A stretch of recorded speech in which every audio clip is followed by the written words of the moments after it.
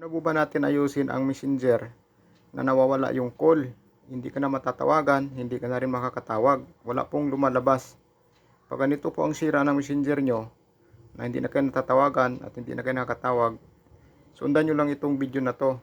Madali lang po para mabalik na po yung call at matatawagan na din po kayo at makakatawag na kayo dyan sa messenger nyo. Tanong naman ni Yuhin nyo, Idol, paano po ba maibalik yung call sa messenger? Nawala kasi. Yan po ang ating sasagutin. Idol, ito lang gagawin mo. Una, punta ka muna sa Play Store.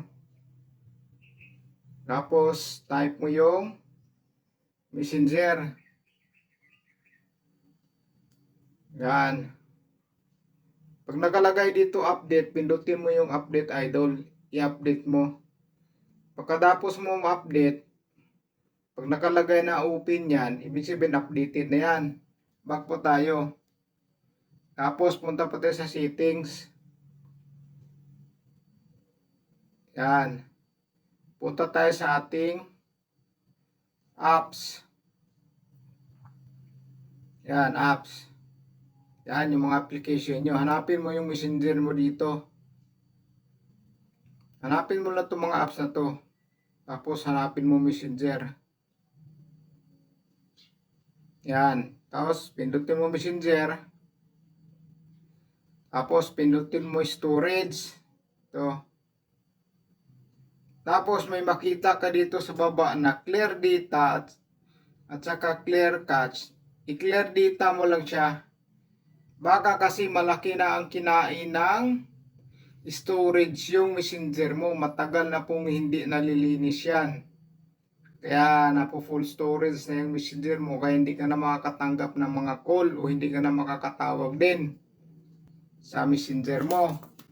I-clear data mo po. Pag na-clear data mo yan, magla-log out yung messenger mo. Pag nag-log out yan, i-enter mo lang yung password mo para ma-open mo ulit. Pero kung nakasave naman yung messenger mo, isisave mo na lang ulit. Pero pag hindi, i-enter mo lang yung password mo para ma-open ulit yung messenger. Ngayon, pagka hindi pa rin gagana, ang gagawin mo, idol, i-uninstall mo po. Tapos, i-install nyo po ulit. Yan, at subukan yung tumawag o magpatawag ng kaibigan mo para malaman nyo kung bumalik na yung call ng messenger mo. Malamang puno na yung storage ng messenger nyo, idol. Napakalaki ng storage, matagal lang hindi nyo nang nalilinis. So, ganoon lang po, idol. Sana maayos yung messenger mo na wala ng call at maibalik yung call. Maraming salamat po sa suporta nyo at ingat po kayo. God bless po sa inyo.